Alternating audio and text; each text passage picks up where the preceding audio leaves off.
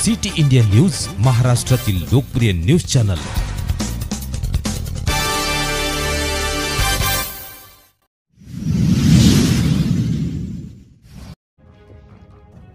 संतोष देशमुख यांच्या हत्येच्या निषेधार्थ निमोणे येथे कडकडीत बंद पाळण्यात आला।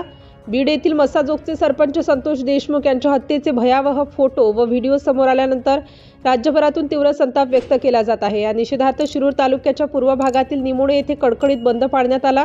तसेच आरोपींना फास्ट ट्रॅक कोर्टात केस घालून आरोपींना फाशीची शिक्षा झाली पाहिजे या मागणीसाठी निमोणे ग्रामस्थांनी उत्स्फूर्तपणे बंदमध्ये सहभाग घेतला।